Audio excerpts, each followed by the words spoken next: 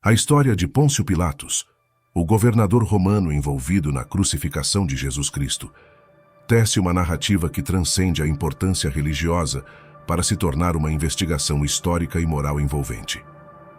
Desde as decisões misteriosas envolvendo Barrabás e Cristo, até a imagem assombrosa de Pilatos lavando as mãos, sua história se desenrola contra o pano de fundo de uma era tumultuada, marcada por choques culturais, tensões religiosas e o peso do poder político. Nesta exploração, mergulhamos nas escolhas de vida e no destino final de Pôncio Pilatos, com o objetivo de desvendar o enigma que envolve essa figura central na história bíblica. Pôncio Pilatos é um nome que você encontrará frequentemente nos relatos da crucificação de Jesus Cristo na Bíblia. Ele foi o quinto governador da província romana da Judéia e serviu sob o imperador Tibério de 26 depois de Cristo a 36 depois de Cristo.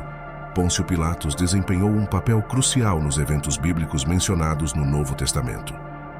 A decisão enigmática de Pôncio Pilatos, na qual ele permitiu que os judeus escolhessem a libertação de Barrabás, um criminoso notório na Judéia, em vez de Jesus, a quem ele sabia ser falsamente acusado, deixou uma marca indelével em seu legado, envolto em um mistério que permanece ilusório de desvendar.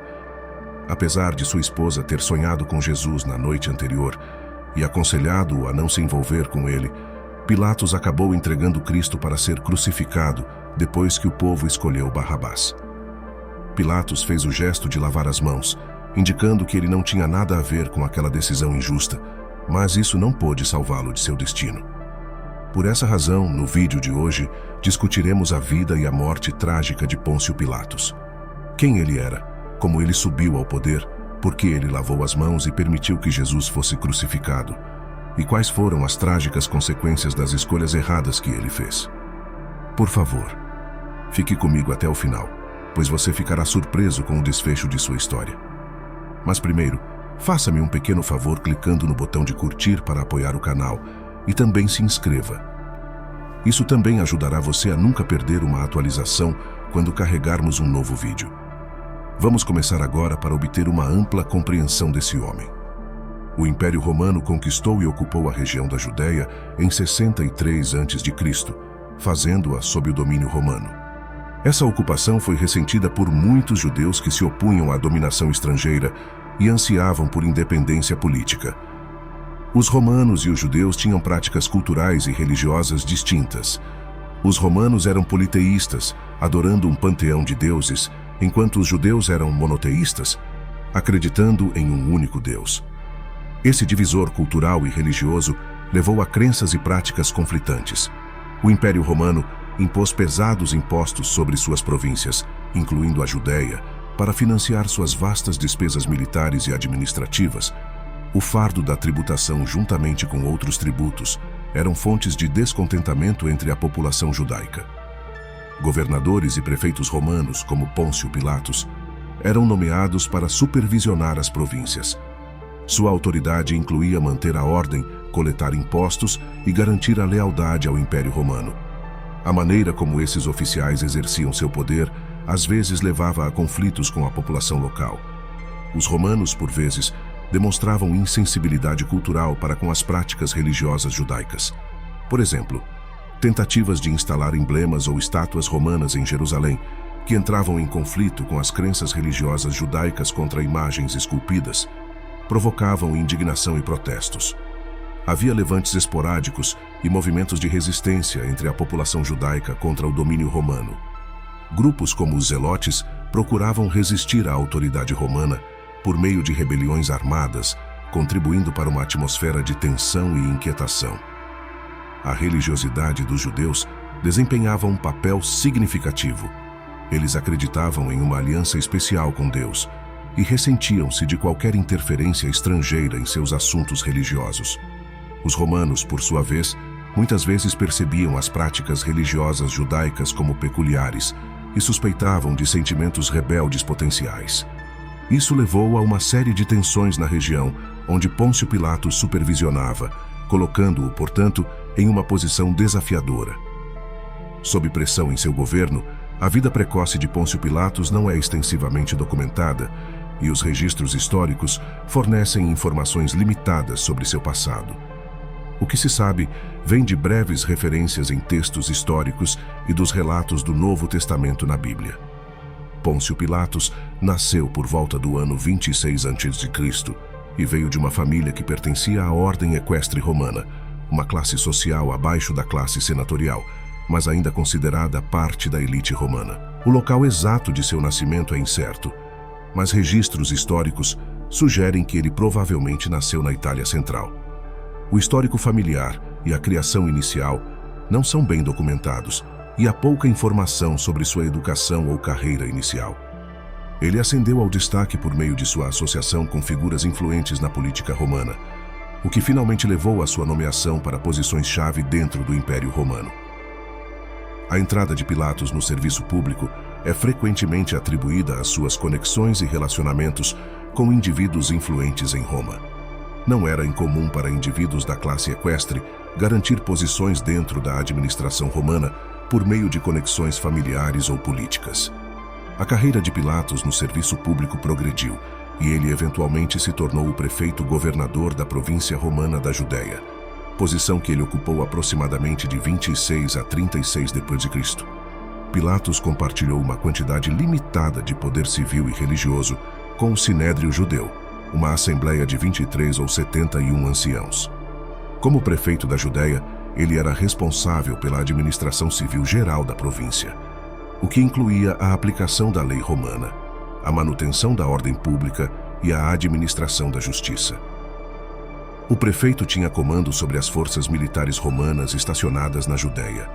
Essa autoridade permitiu que ele usasse o poder militar para manter a ordem, suprimir rebeliões e lidar com quaisquer ameaças ao domínio romano. Pilatos supervisionou a coleta de impostos e tributos da população da Judéia, aspecto crucial da governança romana, pois a receita gerada das províncias ajudava a sustentar o vasto Império Romano. Pilatos serviu como a mais alta autoridade judicial na Judéia.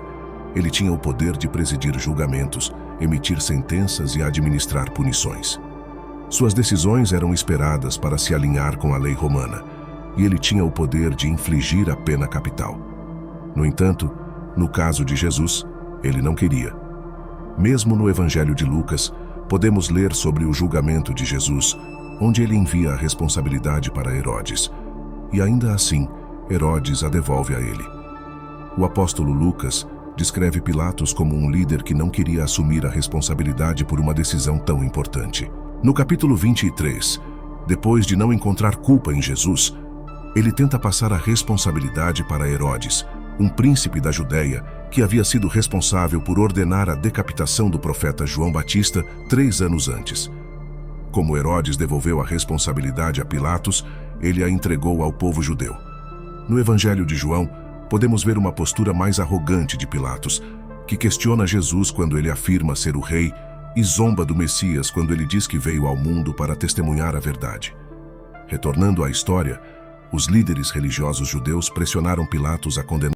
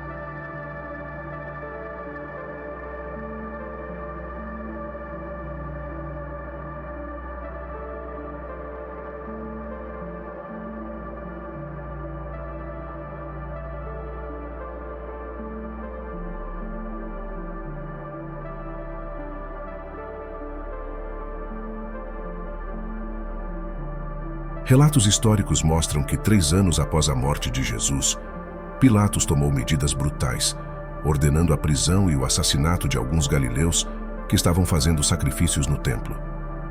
Pilatos teria ordenado o massacre de um grupo de samaritanos armados em uma aldeia chamada Tiana.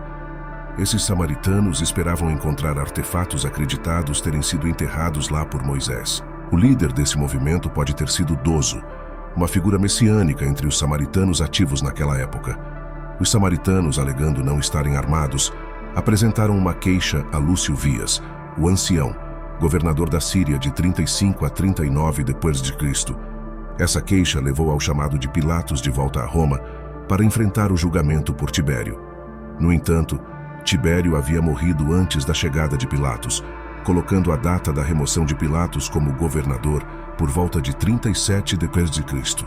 Após a morte de Tibério, o destino de Pilatos estava destinado a ser determinado pelo novo imperador Calígula, um dos líderes mais notórios da Roma antiga. Não está claro se ocorreu alguma audiência formal, pois novos imperadores frequentemente descartavam questões legais pendentes de reinados anteriores. O único resultado certo foi que Pilatos não foi reintegrado como governador da Judéia. As razões para isso são debatidas, se a audiência correu mal ou se Pilatos escolheu não retornar.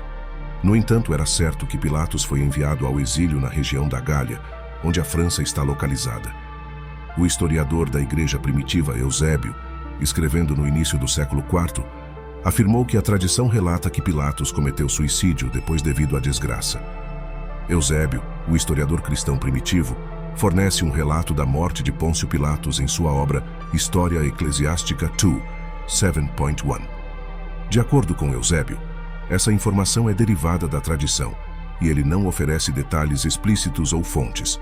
O mesmo escritor, Joséfo, no 18º livro das Antiguidades, diz que Herodes Agripa, que foi feito rei por Cláudio, matou Tiago, irmão de João, com a espada, e que Pedro, depois de ter sido preso, foi posteriormente crucificado. Ele diz que é relatado em muitas obras históricas que Pilatos caiu em tais calamidades que foi forçado a se tornar seu próprio assassino e carrasco. Nessa passagem, Eusébio atribui a informação sobre o suicídio de Pilatos a muitas obras históricas. No entanto, ele não especifica quais obras forneceriam referências diretas para corroborar essa afirmação. O uso do termo relatado sugere que Eusébio está transmitindo informações que faziam parte da tradição mais ampla circulando na época, em vez de confiar em evidências documentadas específicas. Os estudiosos abordaram a conta de Eusébio com cautela, devido à falta de corroboração independente e ao fato de que o próprio Eusébio reconhece a informação como parte da tradição. A narrativa sobre o suicídio de Pilatos pode ter servido a um propósito teológico, enfatizando a retribuição divina por seu papel na crucificação de Jesus, em vez de ser baseada em evidências históricas concretas. Houve algum argumento sobre essa afirmação, embora historiadores antigos como Daniel Schwartz argumentem contra a rejeição das afirmações de Eusébio levianamente. Fontes notáveis, incluindo o filósofo do 2º século Celso, questionaram por que, se Jesus era Deus, Pilatos não foi punido. O apologista cristão Orígenes, escrevendo por volta de 248 d.C., sugeriu que nada de ruim aconteceu a Pilatos porque a responsabilidade pela morte de Jesus estava com os judeus, não com Pilatos. O suposto suicídio de Pilatos não é mencionado nas obras de Joséfo, Fílon ou Tácito. Paul Maier sugere que o destino de Pilatos provavelmente envolveu a aposentadoria como um oficial do governo e tornando-se um magistrado romano aposentado, em vez de encontrar um fim mais desastroso. Joan Taylor observa que Fílon discutiu Pilatos como se ele já estivesse morto na Embaixada a Caio, escrita alguns anos após o mandato de Pilatos como governador. O legado de Pôncio Pilatos permanece como um lembrete pungente da complexa interação entre poder, moralidade e convicção pessoal. Seu papel crucial na narrativa da crucificação, marcado por momentos de ambiguidade moral e conveniência política, continua a cativar mentes através dos tempos. A enigmática lavagem de mãos, as escolhas relutantes feitas sob pressão e as consequências finais enfrentadas por Pilatos pintam um quadro vívido de um líder dividido entre forças conflitantes. Seja no reino da fé ou nos anais da história, o conto de Pôncio Pilatos permanece uma exploração atemporal da condição humana, provocando reflexão sobre o impacto duradouro das escolhas feitas no crisol de momentos cruciais. Se você gostou deste episódio neste canal, compartilhe, curta e comente o que você pensa sobre essas afirmações sobre a morte e as obras de Pôncio Pilatos, que crucificou Jesus. Obrigado por assistir. Deus abençoe sua vida.